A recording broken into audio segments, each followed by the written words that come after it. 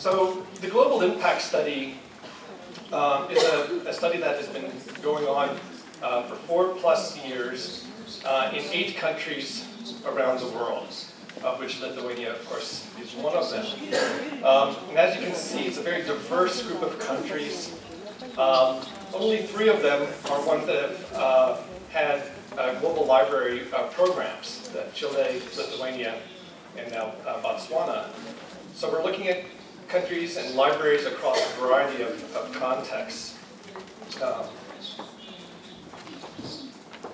One of the unique features of this study is that it's looking at 3 different models: libraries, but also telecenters and cyber cafes. And there are really, I think, 3 reasons for this. One of them, this study is co-funded by IPRC of Canada, which was also interested in these other models. But more importantly, people have choices in the world. They can choose to go to one place or another place. And so if we are going to advocate on behalf of libraries, it's good to have evidence that the benefits in a library, for instance, are greater than the benefits in another type of facility. So I think that's a very important piece. Secondly, there may be lessons that can be found in some of these other models, and we should always be open, as the innovation concept here, to looking at what can be learned from other places and that we can bring into our libraries. So today we are still actually in the middle of analyzing the results, but I will be able to share some of the highlights with you. First, some of the questions we have. Very similar to the study that you saw this morning, we want to understand what are the impacts on people's lives of using public access ICTs. And these are in the very same domains as the Lithuanian study around health, education, governance, employment and income, language and culture, and communications. So that's very similar. Secondly, we wanted to see, are there differences between these models? Again, those 3 being the libraries, telecenters, and cyber cafes.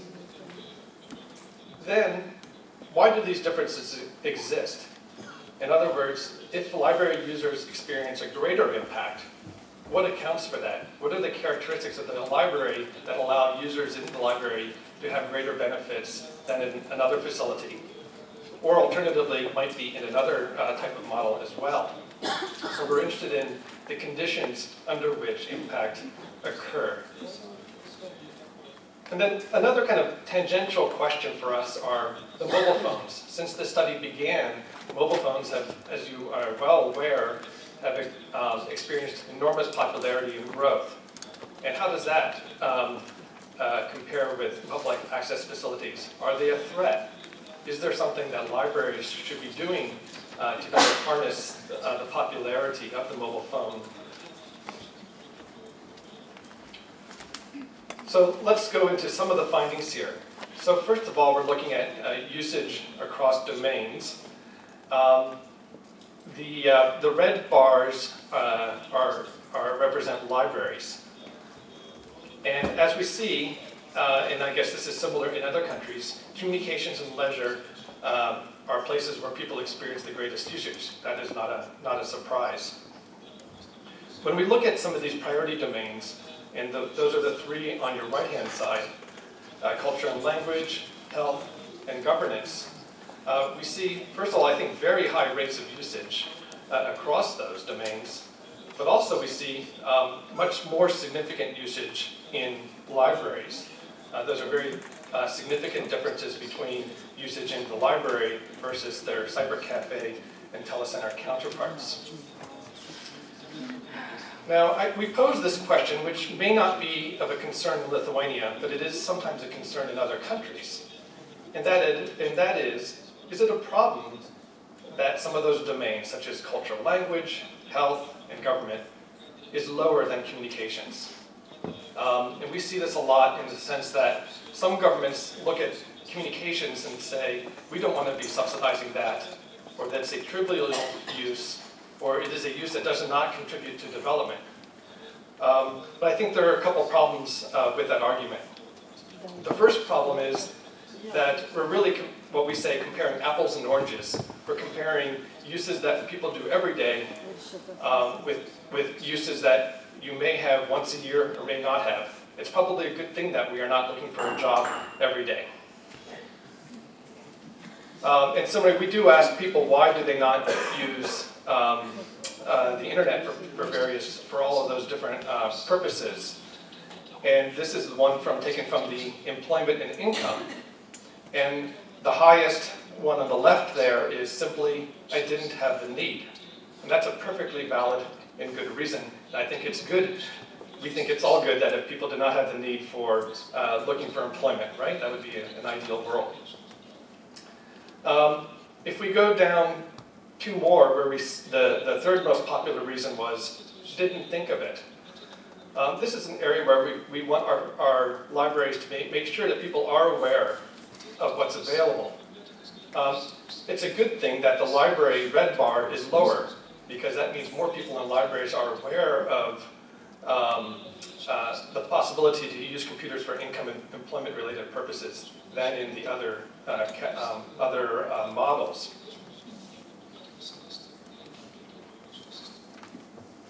So more importantly, though, is if people go there for a particular purpose, such as income and employment, are they following through? Are they successful in their information search and gathering?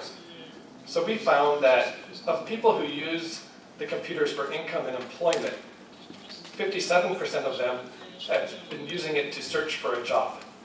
There are other activities that people will do, and we'll get to that in a moment. But 50% of the people used it to search for a job. Of those 57%, 89% were able to actually find the information they wanted so that they could apply. So that's a very, I think, very high rate. And then finally, a full 91% acted upon that information and submitted an application for employment. So I think we are seeing that people are able to follow through on their information needs. And a lot of that has to do with the types of assistance that they receive in a library or other facility. So of that 91% then, if we look at all of our users across all of the countries, that's a very large percentage, and that means that 1 out of 5 people who used a public access facility in the countries in our sample applied for a job. This is a huge value that these public access places are providing to the public in enabling them to look for information for their employment. Outside of applying for a job, as I mentioned, people engage in other income-related activities, such as taking training courses, or are looking for products, services, or clients for their already existing business. Or maybe they are also arranging to send or receive money.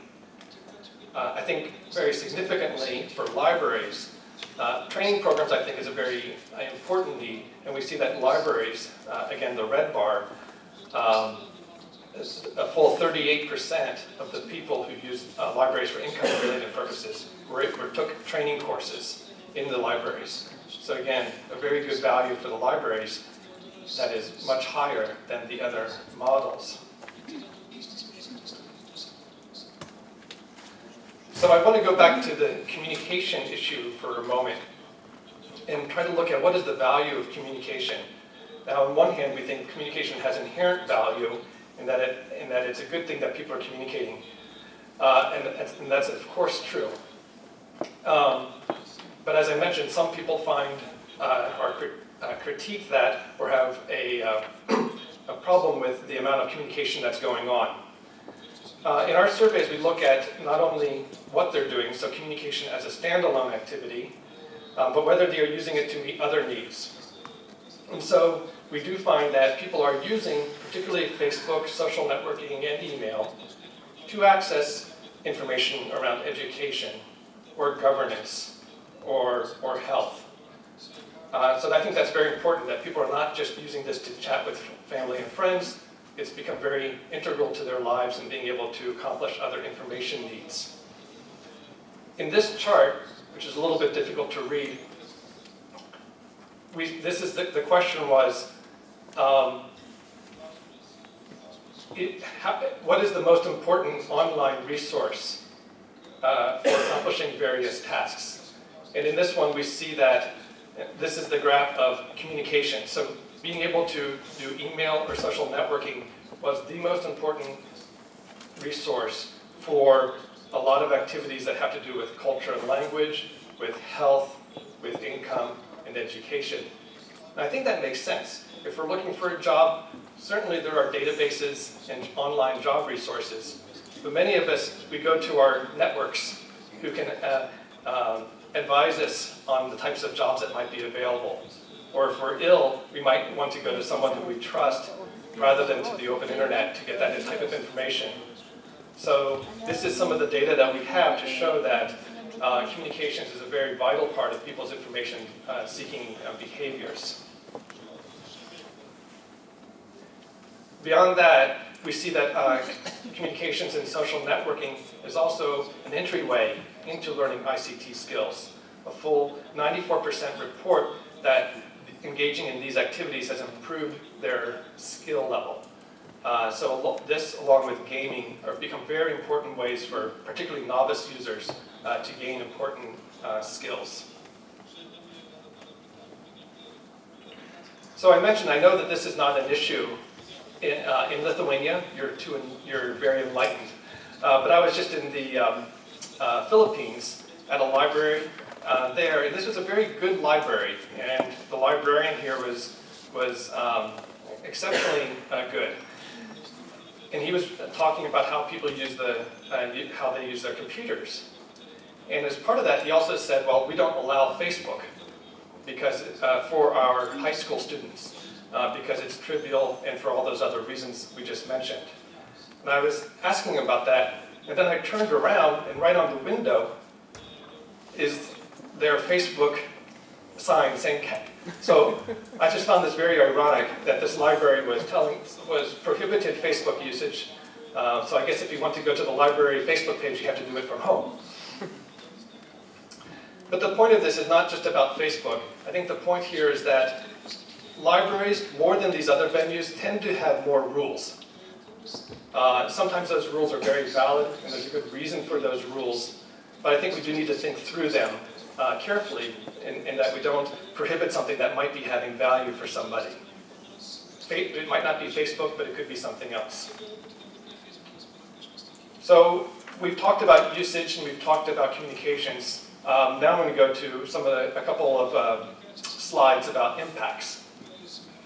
Similar to the usage pattern, the higher impacts are in the types of activities that people do very regularly: communications, education, pursuing one's interests, meeting new people. But again, on the right-hand side, governance, saving money, health, language and culture, and income generation are also all very high. I think it's sometimes we take a risk of putting all of these on the same graph because the ones on the right look lower. But I think if we take them separately, we see that they are all very strong. Again, more importantly for this audience is that those impacts across all of those priority areas in particular are much higher and significantly higher for the library users than they are for users of the other models. So this is a again, a good thing. And when we started this research, we did not know, of course, how this data was going to come out. It could have come out differently. But we're, of course, very pleased that the libraries are showing such a tremendous results in these areas. So a couple other points here. I want to turn now to what are those conditions, what are those characteristics of a public access venue or a library that make it special, that allow those benefits, those impacts to be higher. So one of our sub-studies is called Intermediaries, Brokers of Public Access. An intermediary or an information worker, or of course a librarian, is that person who has both, in this case, both the ICT skills but also interpersonal skills. I think some of those interpersonal skills were talked about earlier today. This particular study was conducted in Lithuania along with Chile and Bangladesh. And we were particularly interested in looking at this, what was more highly valued, the technology skills, the computer skills of the librarian, or their interpersonal or empathetic, what we call empathetic skills.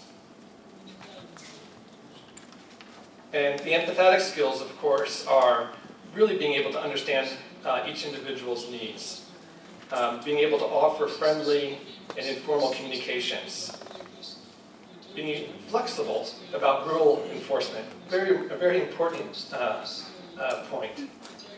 And then overall being caring, being polite, being respectful, and having patience.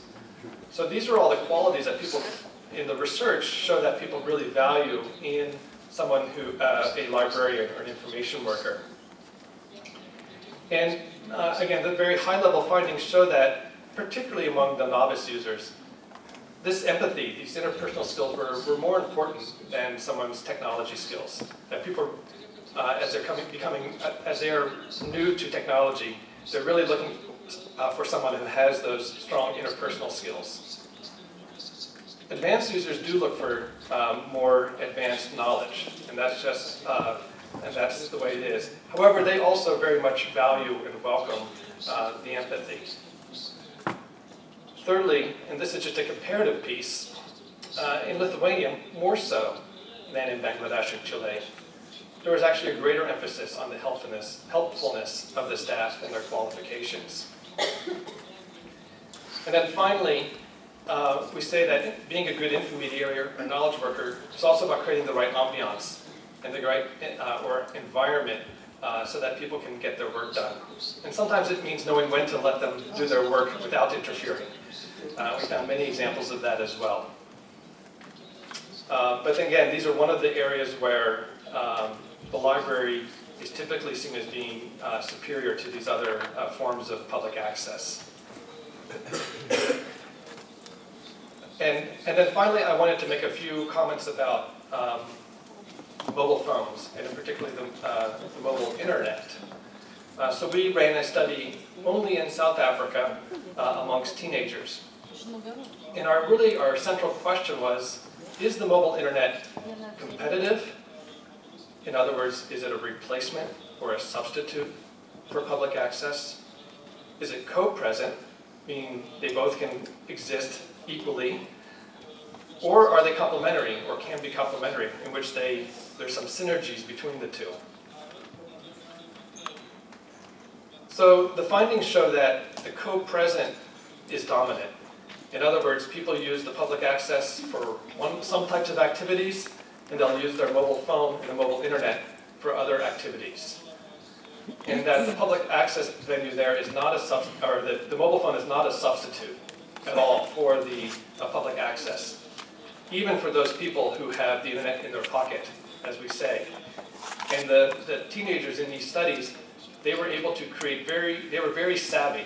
They know how to use their phones, they know how to use the public access place, and they know for which reasons they want to use which of these two options. We also find, though, that there is some missed opportunities here, that the public access venues can do more to embrace and encourage the use of the mobile internet. There can be many ways that you can either, and I think it was mentioned this morning, to do training on mobile phones, or maybe people can reserve a space at your public access terminal, or access other library resources. Maybe they want to also download pictures they've taken from their mobile phone and upload it onto Facebook or something like that. We found, at least in South Africa, that most of the cyber cafes allowed and even encouraged and had special cables and everything like that for connecting your mobile phone. But a lot of the libraries prevented using the mobile phone in their facilities. So this might be an area where there could be some more innovation that is possible. So just in summary then, we see that libraries really are delivering impact. Of course, you all know that very well. It's really good to see data from around the world confirming that the libraries are definitely having an impact that is greater than these other models. Secondly, we see that the characteristics of the library, and we just spoke about one, which was the skills of the librarian, but there are many other characteristics that we are still analyzing. But those characteristics in the librarians are very highly valued by the users. And then thirdly, and I think this was part of the theme of the Lithuanian program here, that we always need to innovate, we always need to embrace new technologies, whether it be social networking or mobile phones or whatever comes next. So with that, I thank you very much.